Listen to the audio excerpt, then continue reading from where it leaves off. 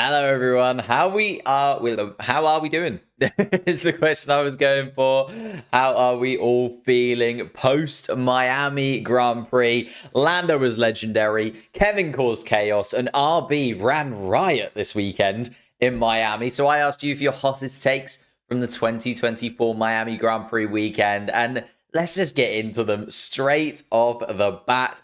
Lando Norris with the victory. Let's look at the drivers' finishing positions. Lando Norris finishes in first place. Max Verstappen just behind in second. Charles Leclerc third. Sergio Perez in fourth. Carlos Sainz fifth. Lewis Hamilton, Yuki Tsunoda, George Russell, Fernando Alonso, and Esteban Ocon inside of the points. It was so much fun throughout the entire Miami Grand Prix. Am I a little bit biased because of the final result? Maybe. Maybe that's the case. But it was an absolutely amazing Grand Prix weekend. So good to be live with you guys throughout its entirety. But now, of course, we do have to talk about post-race, break down the weekend, and talk about what happened to make this the final standings. It is a real mixture now that you look kind of up and down. Lots and lots of drivers in positions you'd expect. Lots of drivers also in positions that you would not expect to see them in this weekend. And lots of things that went some drivers' ways, didn't go other drivers' ways. And there's a lot to talk about. So how are we all doing? May, hello, not him as well. Sophie in the chat. Salar in the chat. Let's get into it, shall we? Let's talk. First and foremost, Lando Norris. Gorgeous, gorgeous. Put it best. I have nothing to say. Congratulations, Lando Norris. We love you. And I could not agree more. I lost my actual mind when Lando Norris lifted that trophy, when he crossed the finish line at the end of the Miami Grand Prix. I just couldn't believe he'd finally done it and finally got to silence some of those critics. Even as he was crossing the line, people were saying, well, it's going to be like Russia. He's going to bottle it. Well, he didn't qualify as well as he should have done. He doesn't deserve it. Look, he has put himself in the right place at the right time. He drove some insanely good laps yesterday, put in some ridiculous lap times when he needed to, and in the end of it, managed to just go from, well, Lando no wins to Lando first win on the board. And I absolutely couldn't be happier for him. Like, just absolutely love the fact that he was able to be there with the team. Obviously, has gone through so much with McLaren since joining. And the other thing, Lando Norris has always taken a lot of the negativity in his stride. Like, you can look back to lots of opportunities that he's had. He's always seemed fairly negative on himself.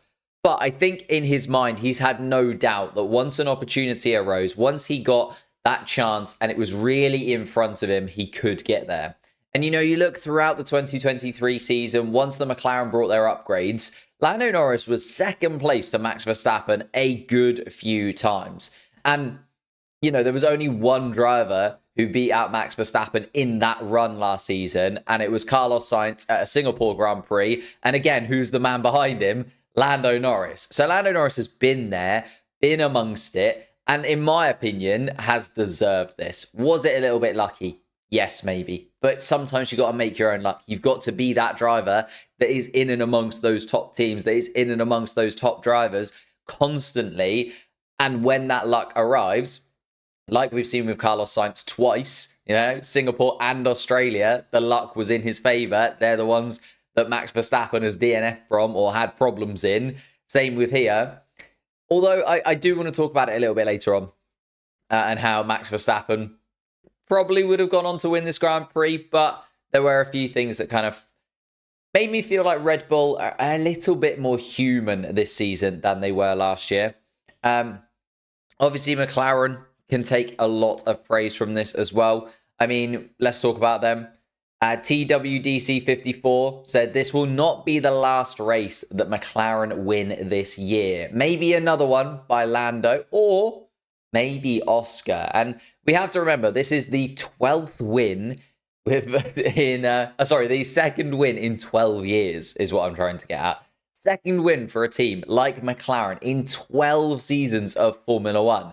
And with Daniel Ricciardo in 2021, I said this during the live stream, it just felt like, as much as that was incredible, and obviously McLaren got that first win in 2021 with Daniel Ricciardo, it was just that victory 3 years ago came when Lewis Hamilton was out of the race, Max Verstappen was out of the race, other drivers were, DNFing from the Monza Grand Prix. This came in a race where Max Verstappen still finished. And yes, okay, the safety car played into Lando Norris's hands. And yes, Lando Norris's tyres were 6 laps younger, I think, by the end of the Grand Prix. But he still had to do it. He still had Max Verstappen right behind him, especially under the safety car conditions. Max Verstappen was within touching distance. And 6 laps on a set of hard compound tyres for Max Verstappen. Max Verstappen last season would have still got himself in front of Lando Norris. I think that would have been the case. I do just think this time around, with it playing into his hands, it seems like on circuits like this, circuits like Miami, circuits that suit the McLaren car, with another new upgrade package coming this weekend, I feel like McLaren are, again, kind of knocking on the door of at least being the closest challenger to Red Bull once again. And it looked like only Ferrari were ever going to be within touching distance of McLaren this season. But actually, the Papaya team, I think, have put themselves right in that mix. And we saw that even with Oscar Piastri towards the beginning of the Grand Prix as well. And I don't know, dare we even consider that the McLaren team, Lando Norris, Oscar Piastri, might be able to actually battle with the Red Bulls towards the end of the season? Another few upgrade packages, another few races going in their favour. I'm not expecting them to be up there in the Constructors' Championship, don't get me wrong. But as TWDC is saying, maybe there are a few more wins in the pipeline. Maybe they will be that closest competitor.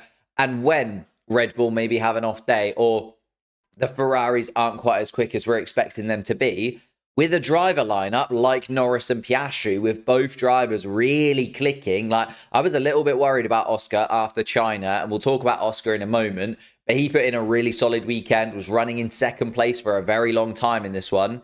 And then you have Lando Norris actually coming through, delivering, getting those fast laps in when he needed to, putting in lap time after lap time just before the safety car. Then the safety car comes out, perfect timing for him, gets to the front of the pack, but again, puts in those lap times, gets that position, and ends up over 7 seconds ahead of Max Verstappen. And yes, the tyres are older. They're not that much older. It's not like Max Verstappen was on a set of tyres and they were completely and utterly dead by the time Lando Norris got in front of him. There could have been a battle there, but Lando Norris made sure that there wasn't. And once again, obviously, we have to kind of take this with a pinch of salt. There are going to be other teams that come up.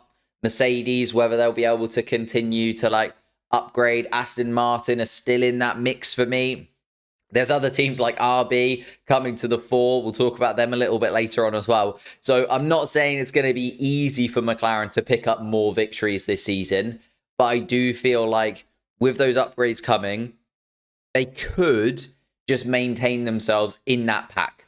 Get that self. They're in third place in the constructor standings now. Breaking into that top 3 in the constructors is already a much more difficult challenge than some people give them credit for. And now they're looking to move forwards too. And that just, for me, shows that McLaren are in a really solid space. And we do have to talk about Oscar Piastri as well. I do think we should talk about, on top of the positives that we had from Lando Norris and the McLaren team, a couple of the negatives that kind of came their way over the weekend. Obviously, Lando Norris taken out in the sprint race, but Oscar Piastri taken out in the Grand Prix did feel a little bit more heartbreaking. Antonio David put, poor Oscar, had an amazing start, then Carlos was not a smooth operator.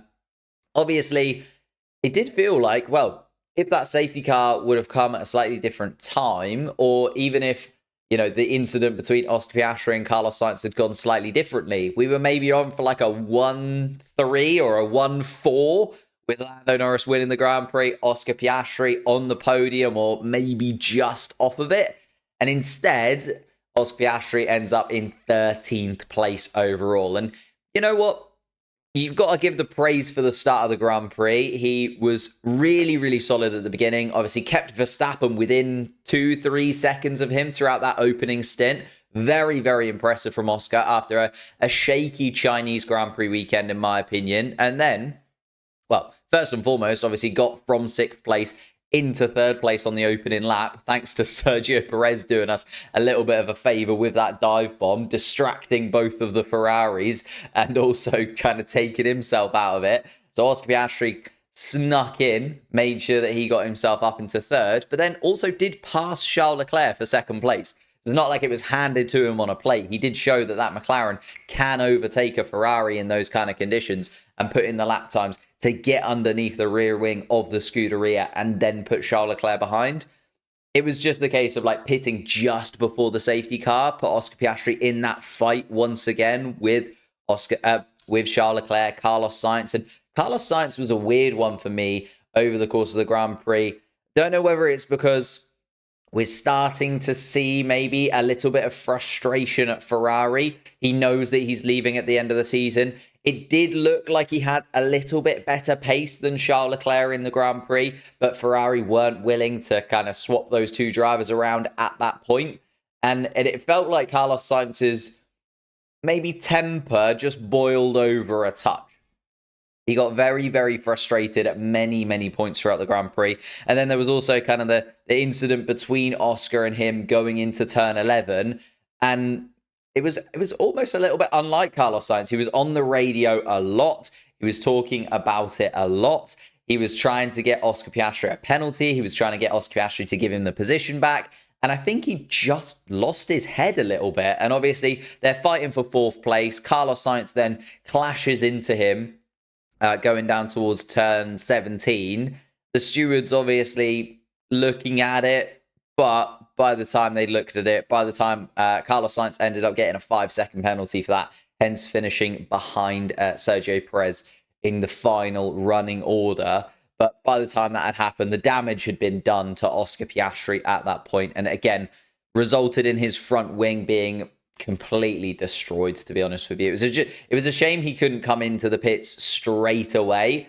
Instead, he tried to battle back with the Ferrari going down in towards turn 1. And I think that's when he realized that front wing was broken, because he goes down in towards turn 1, tries to slam on the brakes and just goes straight on a real massive lock-up from Oscar Piastri there as well. And I don't know, the case would have been, had that gone slightly differently, we were looking at really, really good points finish from Oscar Piastri once again. Unfortunately, dropped it. That battle with Carlos Sainz, he was very aggressive. Carlos Sainz was very aggressive. They both left no space with one another. It was, you know, a debatable fight between the two of them. Without that, Oscar Piastri would have had a pretty solid weekend. But instead, we're looking at Oscar Piastri as finishing in 13th, a valiant effort to try and get into the points at the end, but was always going to be a very, very tough task. And yeah, unfortunate for Oscar Piastri in that. Let's talk about Red Bull, though. I did think it was interesting that Tiana says here, Max and Red Bull have entered their turbulence era and track dominance will be shaken. And obviously, throughout the start of this season, a lot of the talk around Red Bull has been still solid on track, absolute bedlam off track. That's kind of been the talking points, hasn't it? You know, we've had Christian Horner, we've had now Adrian Newey leaving the team. We've had the power struggle between the Thai owners and the Austrian outfit, and who's going to, you know, have dominance over the team through the next few seasons and various bits and pieces. And it's been a roller coaster of a season for Red Bull, and it almost felt like this weekend started to maybe just show that Red Bull are a little bit more mortal than they have looked in previous seasons. I know you could argue that in Singapore, in Australia, but those two were, well, Australia in particular, a massive, massive issue with the rear right tyre. Max Verstappen couldn't do anything about it. Singapore was just the track didn't suit the car. They couldn't quite get the car in the right window. Whereas this weekend, it looked like the Red Bull was in the right window, looked like they'd set it up how they wanted to set it up.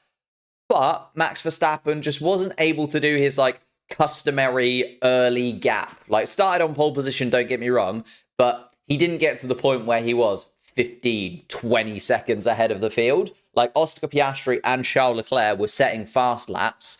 And when it was like that time, Red Bull came over the radio, gave Max Verstappen the go-ahead to kind of use up the tyres. They knew that the pit stops were coming fairly soon. So like, Max, go for it, put your foot down, build up the gap, get those tyres seen out, and then we'll come into the pits. And he came round, did the fastest lap of the Grand Prix. But then Oscar Piastri, who was behind, did a fast lap, and it was faster than Max's. And then Charles Leclerc came across the line and also did a fast lap that was faster than Max's. So Red Bull didn't have that obscene pace advantage that we've seen in recent Grand Prix. And again, maybe it was the track, maybe it's the weekend, maybe they hadn't sorted it out. But it's just like that little hint of maybe Red Bull don't have the prestigious pace every single weekend anymore. Maybe it's just that little hint that if there are weekends where the teams can get themselves close enough, where Oscar Piastri, where Charles Leclerc, where Lando Norris, Sergio Perez, whoever it may be, Carlos Sainz, maybe Lewis Hamilton, George Russell down the line, if they can get themselves into a window where, okay, don't get me wrong, we weren't looking at Oscar Piastri like under the rear wing of the Red Bull trying to get past in the DRS or anything like that, but a late safety car playing into their advantage like we saw with Lando Norris, and a pit stop that goes well for the team, just nailing that just made that the deciding factor. And maybe we'll have more weekends where that will be the case. A safety car, a virtual safety car, something just not quite going Red Bull's way will actually open the door to more of those happening. Because last season, as I was saying before, I feel like in 2023, the Red Bull was so much quicker than the rest of the pack, and Max Verstappen's pace was so much better than everyone else that even by the time that safety car would have come out, instead of him having a 10-second gap to Lando Norris, it would have been a 20 or even 30-second gap to Lando Norris. And Lando Norris would have then pitted and still come out behind Max Verstappen. And we'd be talking about Lando Norris, nabbing a second place rather than nabbing his first Grand Prix victory. And that's the thing, right? I just feel like this Red Bull maybe is just starting to look human.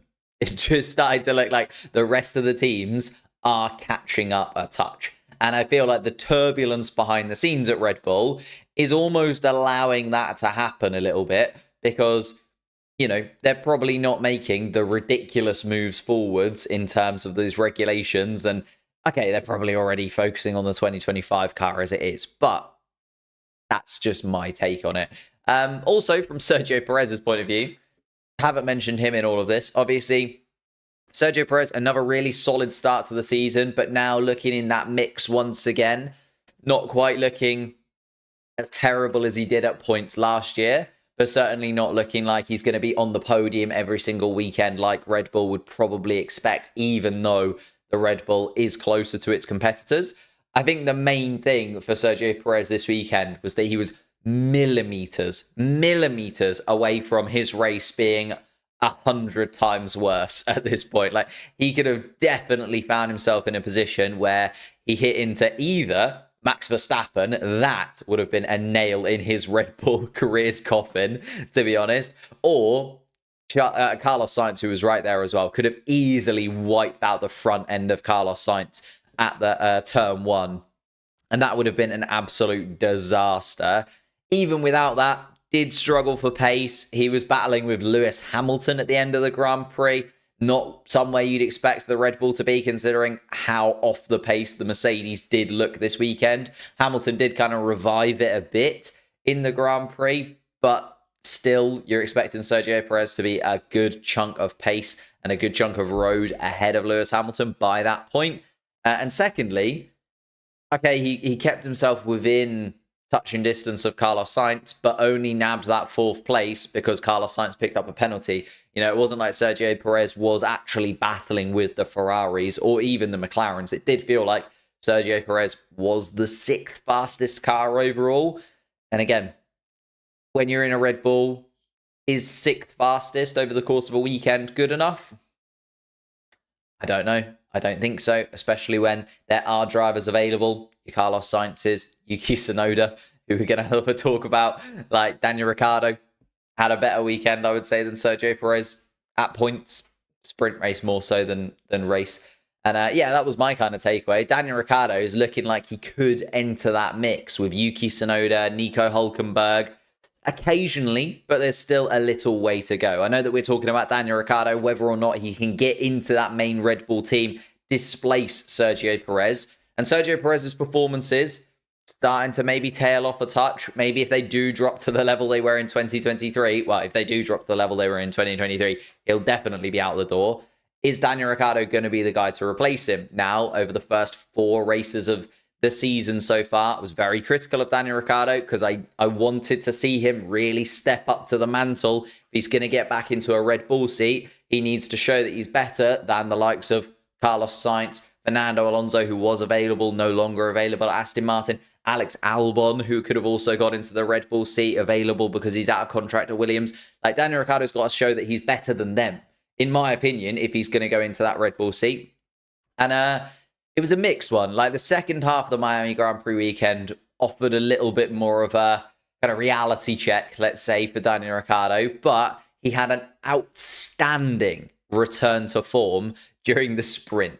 Like, the sprint qualifying and the sprint race itself were absolutely stunning from Daniel Ricciardo. That kind of form, a 4th place finish in the sprint race in an RB, keeping Carlos Sainz in a Ferrari at bay for, what was it, 17 or 18 laps. It ended up being pretty much every single lap he was under attack from Carlos Sainz. And then it just kind of slipped away a bit. I was ready to give Daniel Ricciardo all the praise in the world. I think if he finished in the top 10 in the Grand Prix as well, we'd be looking at Daniel Ricciardo and going, you know what, this might be a turning point weekend. And it still could be. Still could be. Obviously picked up those 5 points in the sprint race. They are a massive 5 points for him in terms of the driver's standings. But then it came to the Grand Prix, or the qualifying for the Grand Prix. Obviously exited in Q1. He blamed the tyres, which is I don't know, it's a difficult one. Everyone's on the same tyres, so it's always a 50-50 one when a driver comes out and blames the kind of tyres and the warm-up of the tyres and various bits and pieces, because that's kind of up to you and the team to get right.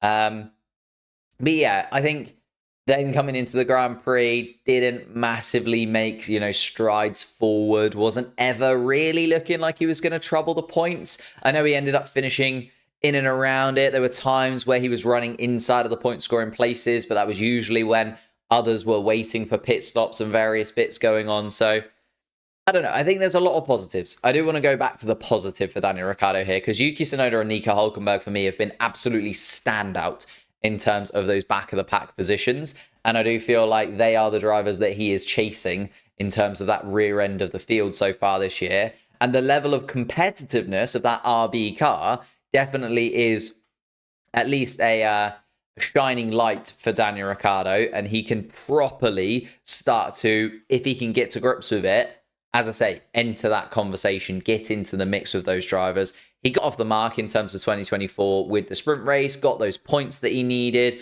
put himself well amongst it in the driver standings now as well.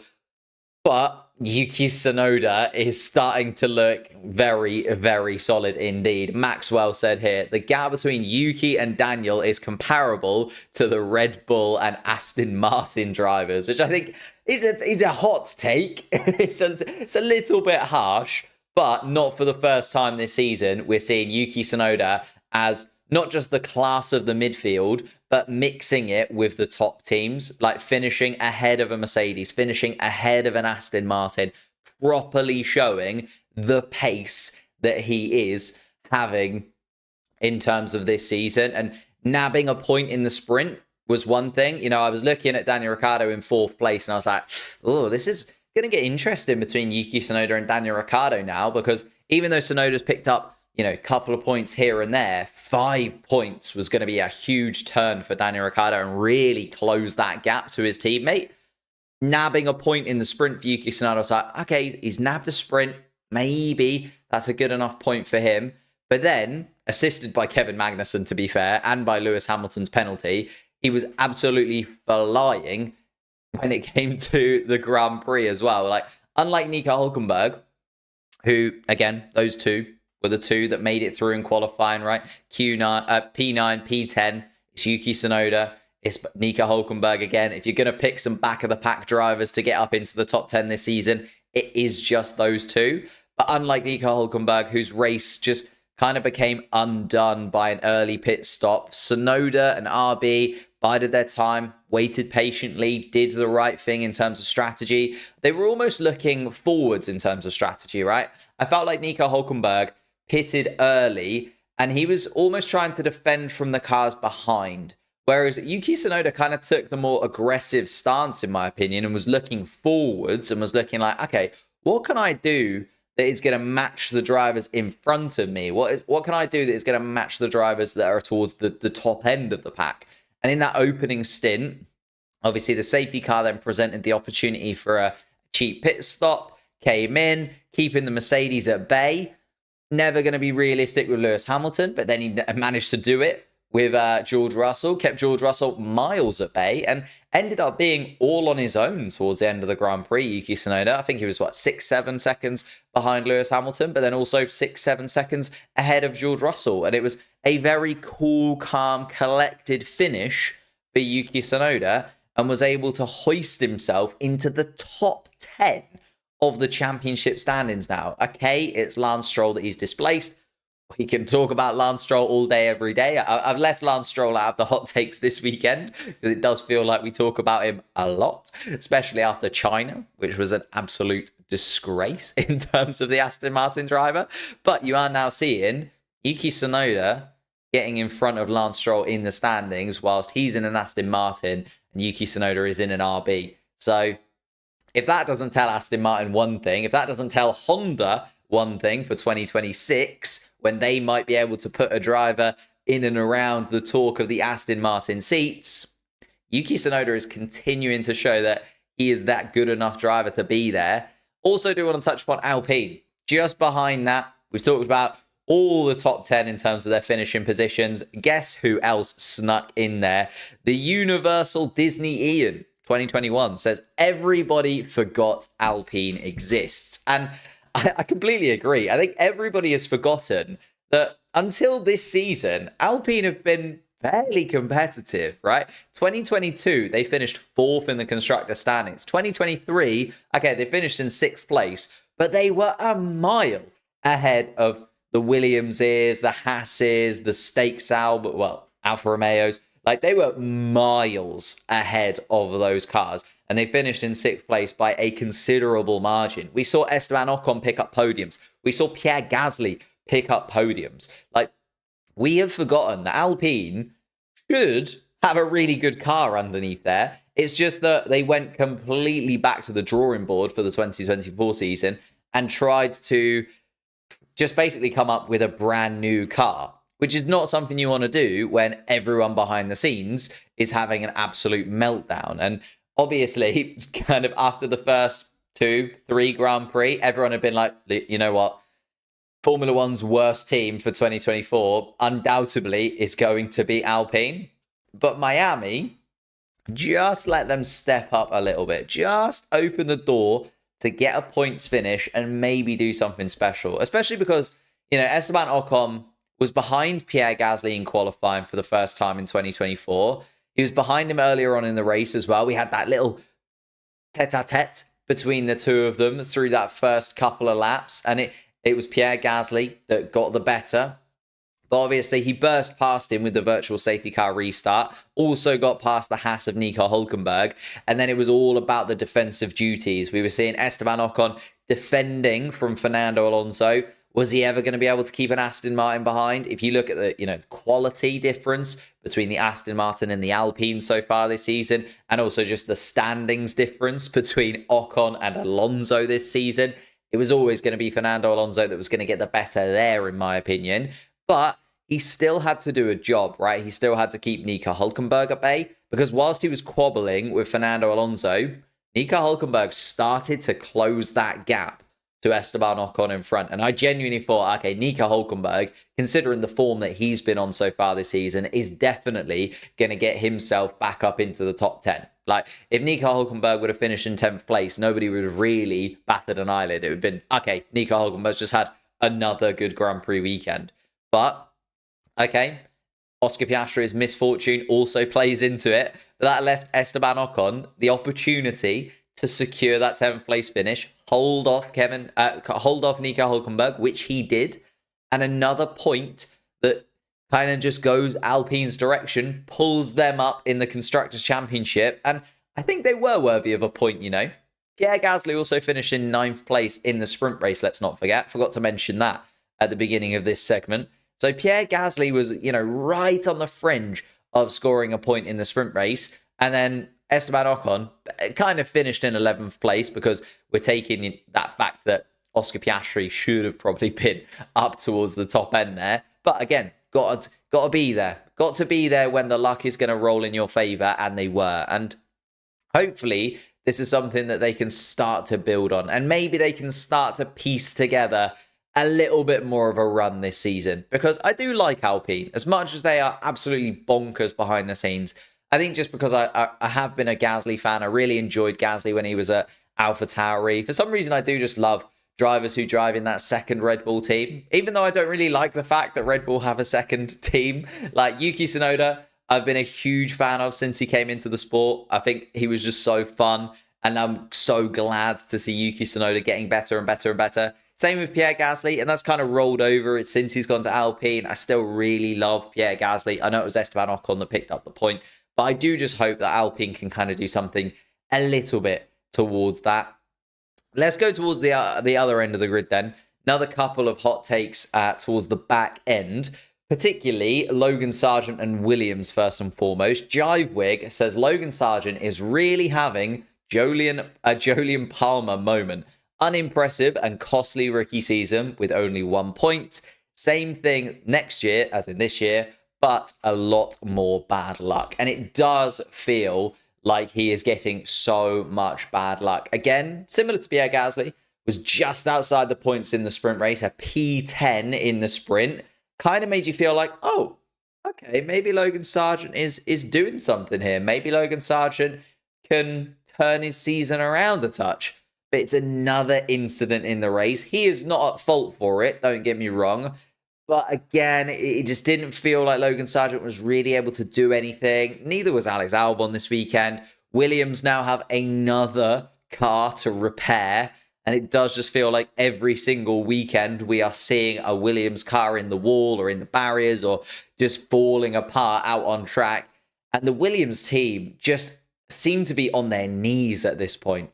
They just can't keep putting new cars together over and over and over again. Like the Williams team, if there's one team that needs the summer break now, even though it's still another 6-7 Grand Prix away, the Williams team need that summer break. They need a reset because they are absolutely dying on their feet. And they had such a tough winter break. And now they've had such a tough start to the season. I really do feel for Williams, and I feel like they're not able to actually show the qualities that they do have because the car is just every weekend being repaired rather than being upgraded. They're having to work on replacement parts rather than new parts, and that's never the way you want it to be in Formula One. Talking more about Logan Sargeant in particular, I think everybody knows that Logan is pretty much out of a seat at the end of the season. There's rumours now that Logan Sargeant might be out of a seat, not at the end of the season, but possibly midway through the season with Kimi Antonelli. We'll kind of see how that develops a little bit more. I do want to look into that a bit more before I go yes, no, whether or not Kimi Antonelli should go straight in. Obviously, Kimi Antonelli has got another test drive this week with Mick Schumacher as well in the Mercedes car. I can't remember what Mercedes they're in. Are they in the W13, I think? Kimi and Mick this week. So obviously we've heard a little bit of positivity from when he was in the W12 a couple of weeks ago. I think he's in the W13 this week. So could be interesting to see how that develops with Kimi Antonelli. James Vowles said that Logan isn't going to leave. Yeah, but he's going to say that, isn't he? He's going to say that. Otherwise, like all the drivers and all the team principals, they have to back their driver until they're gone, if you know what I mean. Like you always have to be positive about your driver's performances. You always have to kind of back your driver, You know, you even look at last year with Christian Horner. Everyone knew that Sergio Perez was having an absolutely torrid season and was throwing mistakes away, was throwing points away, was throwing podiums away. And still Christian Horner was like, well, we'll wait and see. We'll look to see what happens with Sergio. We'll see how the rest of the season develops. Like, you've always got to back your driver a little bit.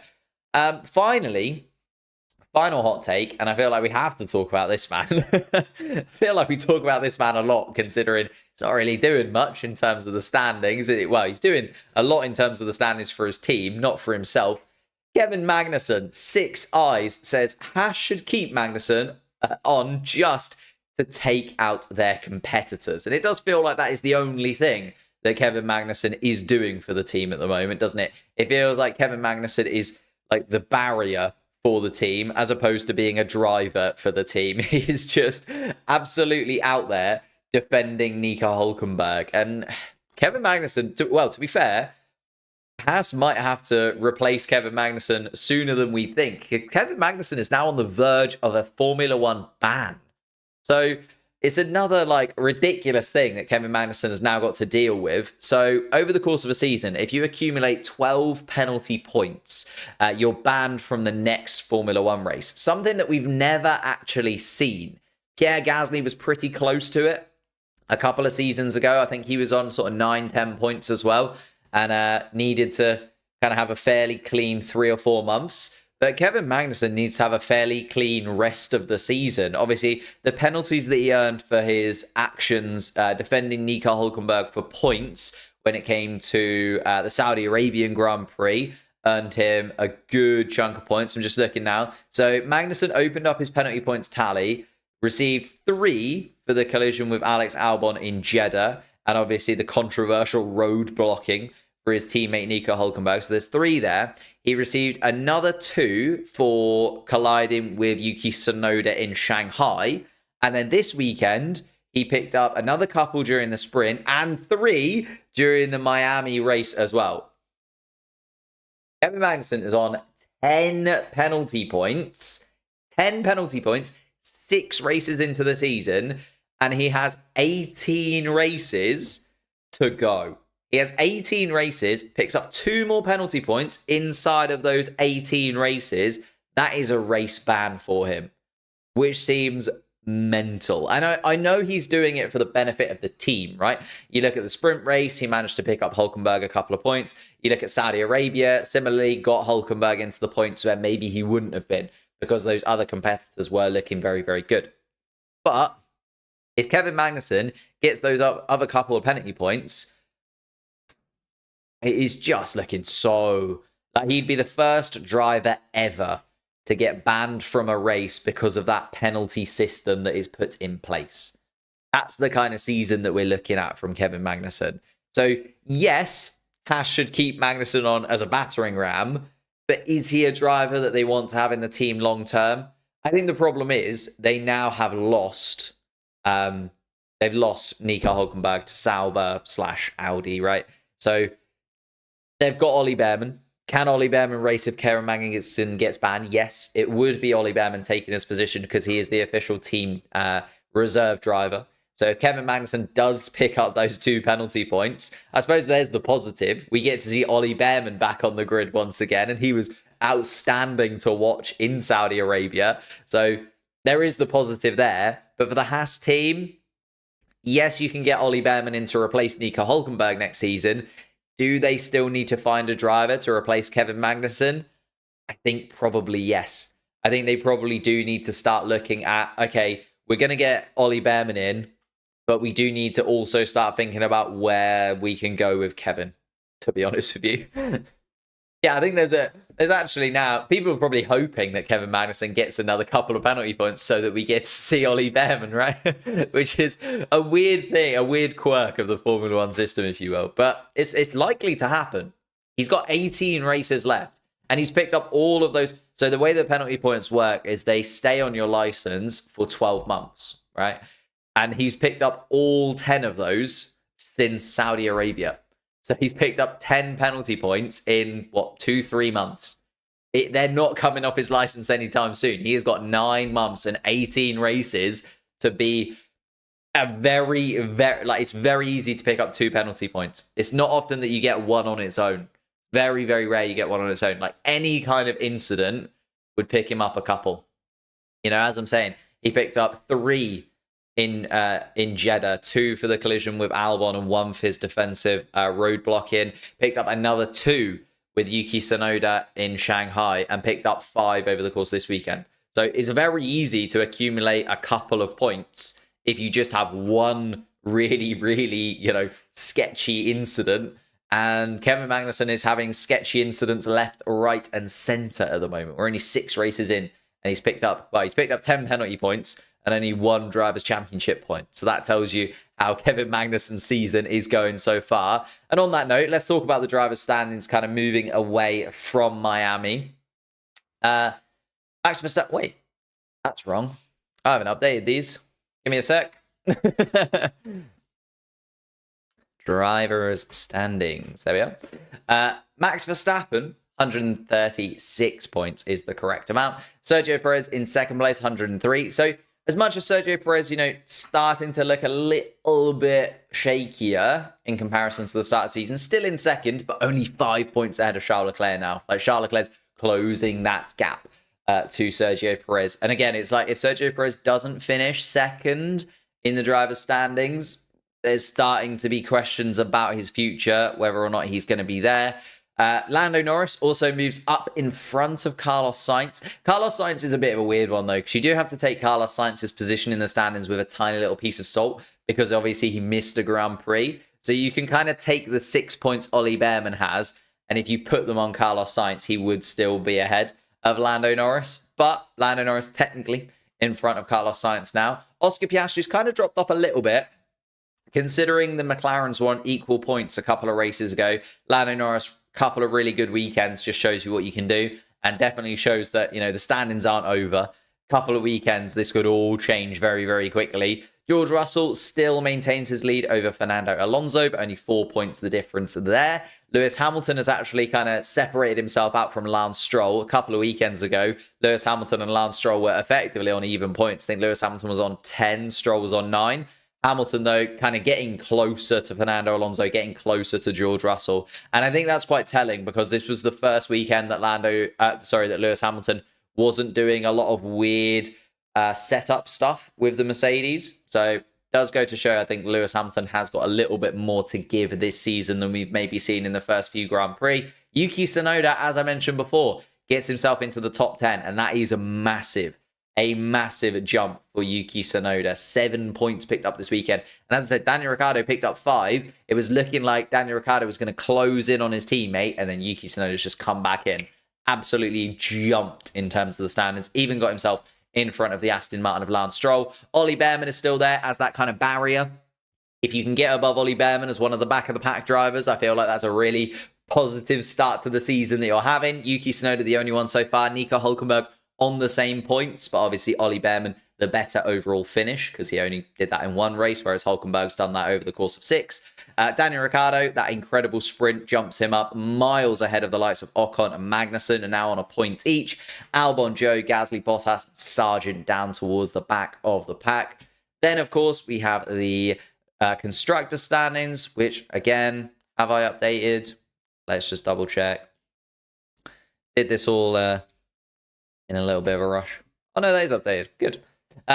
We got the constructor standings, Red Bull at the top of the tree, 239 points. Ferrari, McLaren, and that kind of top 5 separating itself into quite an obvious order now, isn't it? Red Bull, Ferrari, McLaren, Mercedes, Aston Martin. Again, Oscar Piastri is kind of the determining factor here between Ferrari and McLaren. Whether or not Carlos Sainz will kind of lose his head a little bit more often, although he still picked up points this weekend. It's going to be close between those two, it does feel like, over the course of the season. And then Aston Martin starting to fall away now in terms of where Mercedes are. But again, I feel that's because Aston Martin are kind of fighting with one driver.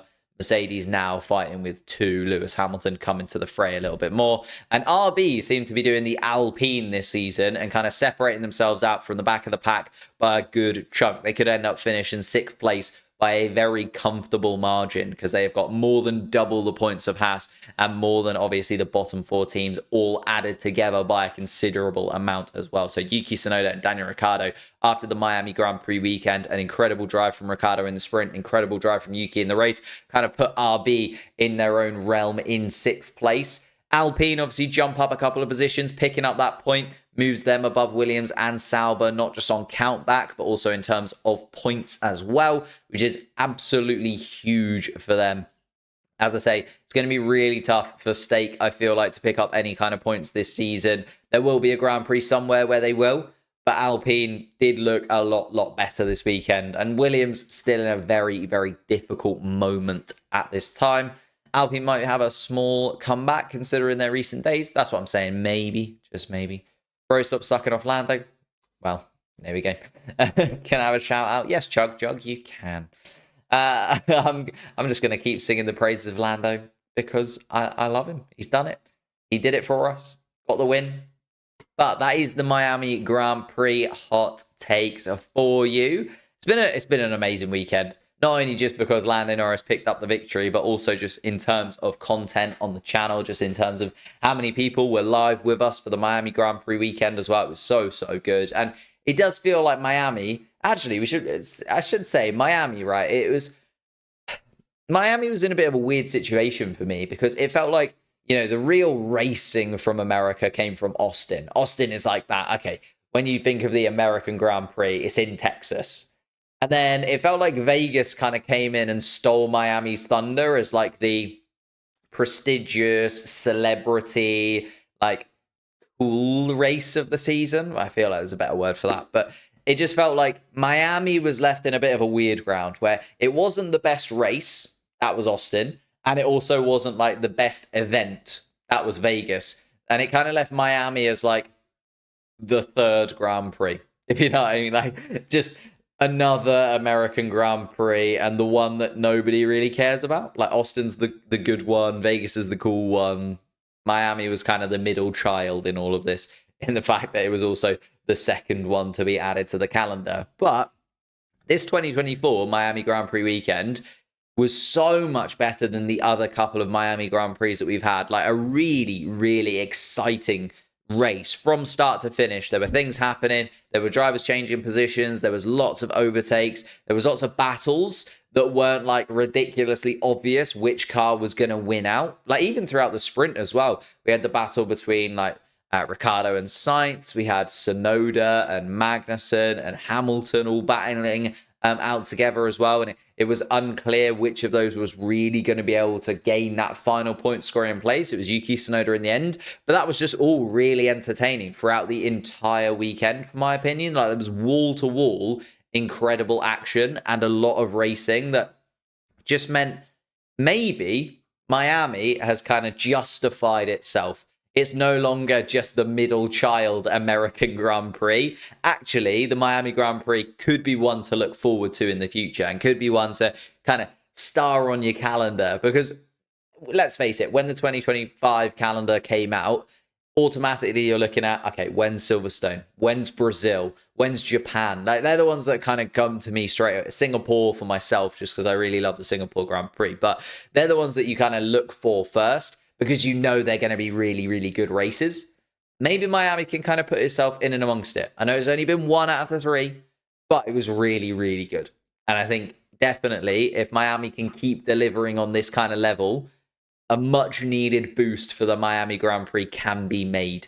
And it could definitely kind of be that track that we talk about for years to come. And obviously I'm going to be talking about it for years to come. Lando Norris picking up the victory. Absolutely phenomenal work from him. I'd love to thank you guys, as I said, again, once more. Thank you guys so much for your support recently. Thank you for watching all of the content, leaving likes, subscribing, all of that good stuff. If you want to help out the channel even more and you've enjoyed this video, I've linked another video in the description down below where I go through my 2025 driver predictions. And got a little bit tasty. I'm sure there's a few in there that you're not quite expecting. So worth clicking that link, checking that video out. Thank you so much again. And I'll see you in a couple of weeks' time for the Imola Grand Prix. I am actually on holiday for a week now. So content on the channel might kind of be a little bit lower than normal. But a few things lined up whilst I'm away anyway. But have a good one. I'll see you very soon.